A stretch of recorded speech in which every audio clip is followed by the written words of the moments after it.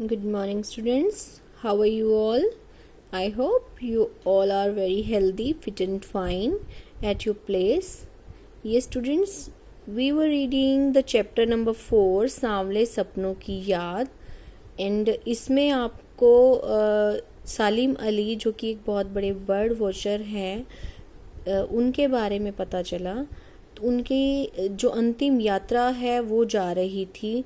उनके पीछे पीछे बहुत बड़ा हजूम था, एक भीड़ थी, और ये उनकी अंतिम यात्रा थी. तो जो लेखक है जाबिर हुसैन, वो उनको याद करते हुए ये संस्मरण एक लिख रहे हैं.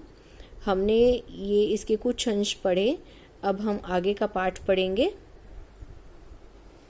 मिथकों की दुनिया में इस सवाल का जवाब तलाश करने से पहले एक नज़र कमज़ोर काया वाले उस व्यक्ति पर डाली जाए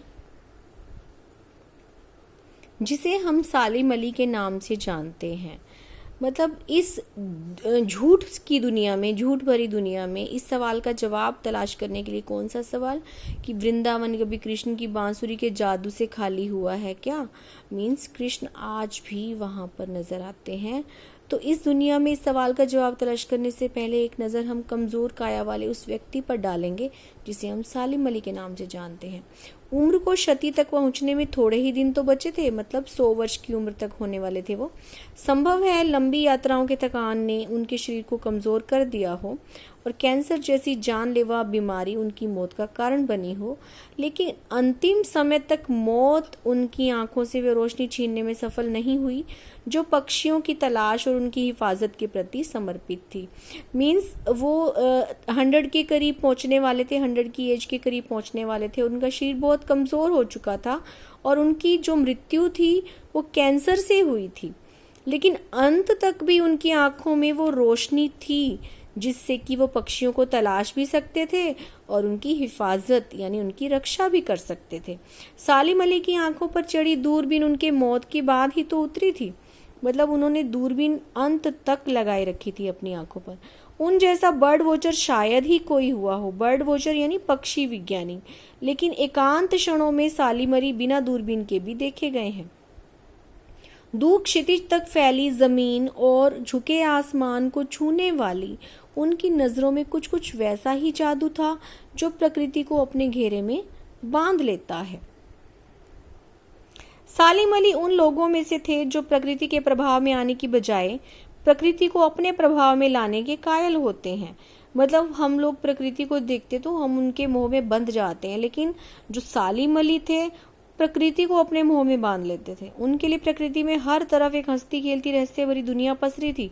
मतलब वो कहते थे कि प्रकृति में बहुत लंबे लंबे चौड़े चौड़े रहस्य हैं. ये दुनिया उन्होंने बड़ी मेहनत से अपने लिए गढ़ी थी मतलब बनाई थी. और ये दुनिया उन्होंने स्वयं बनाई थी अपने लिए. इसके गढ़ने में उनको उनकी जीवन साथी तहमीना ने बहुत मदद पहुंचाई थी. तहमीना उनकी वाइफ का नाम था, उनकी पत्नी का नाम था, जो स्कूल के दिनों में उनकी सहपाठी रही थी.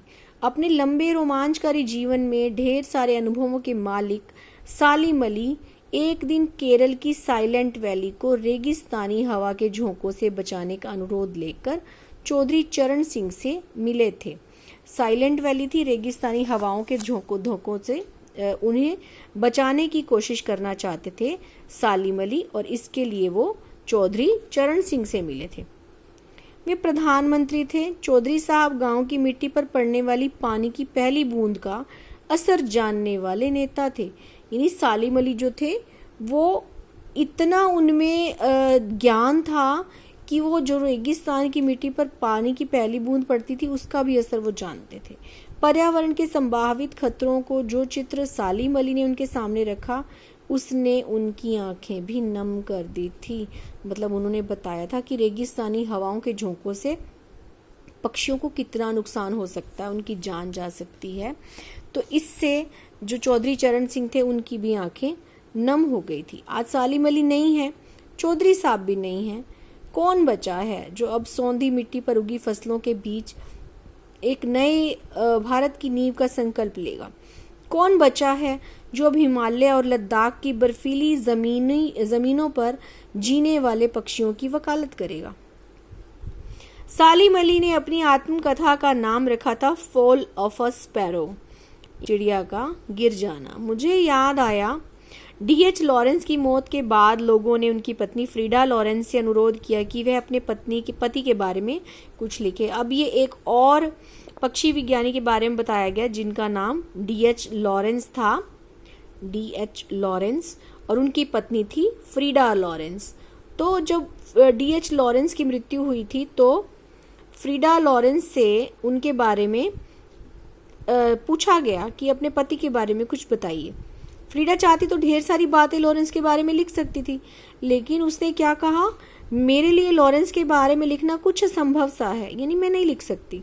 मुझे महसूस होता है कि मेरी छत पर बैठने वाली गोरैया लॉरेंस के बारे में ढेर सारी बातें जानती है, मुझसे भी ज्यादा जानती है। वो सचमुच इतना खुला खुला और सादा दिल आदमी था। मुमकिन है लॉरेंस मेरी रगों में, मेरी हड्डियों में समाया हो, लेकिन मेरे लिए कितना कठिन है उसके बारे में अपने अनुभवों को शब्दों का जामा पहनाना, मीन्स शब्दों में बयान करना मेरे लिए बहुत मुश्किल है लॉरेंस के बारे में। और मुझे यकीन है कि मेरी छत पर बैठी गुरैया उसके बारे में और हम दोनों के ही बारे में मुझसे ज्यादा जानकारी रखती है। तो वो भी यही कहती थी, जो लॉरेंस की पत्नी थी फ्रीडा थी, कि जो छत पर बैठने वाली गोरैया है, यानी छत पर बैठने वाले जो पक्षी हैं, वो लॉरेंस के बारे में मुझसे भी अधिक जानते हैं, क्योंकि वो सारा दिन पक्षियों के साथ बिताते थे। जटिल प्राणियों के लिए सालिम अली हमेशा एक पहेली बने रहेंगे। बचपन के दिनों में उनकी एयर गन से घायल होकर गिरने वाली नीलेकंठ की वह गोरैया सारी जिंदगी उन्हें खोज के नए नए रास्तों की तरफ ले जाती रही। जिंदगी की ऊंचाइयों में उनका विश्वास एक क्षण के लिए भी डिगा नहीं। वो लॉरेंस की तरह नैसर्गिक जिंदगी का प्रतिरूप बन गए थे। ये स्टैंजा देखिए एक बार अगेन, कि बचपन में उनकी एयरगन से घायल होने वाली जो चिड़िया थी, नीलेकंठ वाली गोरैया थी, वही उनके लिए प्रेरणा स्रोत बनी कि उन्होंने जीवन में नए नए रास्तों की खोज की, और जिंदगी की ऊंचाइयों में उनका विश्वास हमेशा बना रहा, वो कभी नहीं डिगा। और वो भी लॉरेंस की तरह नैसर्गिक यानी प्राकृतिक जिंदगी का प्रतिरूप बन गए थे, यानी वो प्राकृतिक जिंदगी जीने लगे थे। सालिम अली प्रकृति की दुनिया में एक टापू बनने की बजाय अथाह सागर बनकर उभरे थे। अथाह सागर यानी विशाल सागर। टापू क्या होता है, एक छोटा सा प्लेस होता है सागर में, लेकिन जो सागर है वो तो बहुत विशाल होता है। तो प्रकृति की दुनिया में वो एक सागर बनकर उभरे थे। जो लोग उनके भ्रमणशील स्वभाव और उनकी यायावरी यानी घुमक्कड़, यायावरी होते घुमक्कड़ प्रवृत्ति से परिचित है, उन्हें महसूस होता है कि वो आज भी पक्षियों के सुराग में निकले हैं, यानी ऐसा लगता है कि वो आज भी पक्षियों की खोज कर रहे हैं और बस गले में लंबी दूरबीन लटकाए अपने खोज पूर्ण नतीजों के साथ लौट आएंगे। और जैसे ही उनकी खोज खत्म होगी वो गले में दूरबीन लटकाए वापिस आ जाएंगे। जब तक वो नहीं लौटते तो क्या उन्हें गया हुआ मान लिया जाए? तो क्या ये माना जाए कि वो चले गए हैं? मेरी आंखें नम हैं, सालिम अली तुम लौटोगे ना? अब ये एंड की लाइन है, इसमें जो लेखक है जाबिर हुसैन, वो अपना दुख प्रकट कर रहा है, शोक प्रकट कर रहा है सालिम अली के लिए, कि सालिम अली मेरी आंखों में आंसू है, क्या तुम वापस लौटोगे? तुम लौटोगे ना? तो यहीं ये पार्ट खत्म होता है। आई होप आपको समझ में आ गया होगा। बहुत इजी है ये चैप्टर। तो हाफ चैप्टर के क्वेश्चंस आप बेटा पहले कर चुके हो, हाफ की हम अब इसके बाद करेंगे।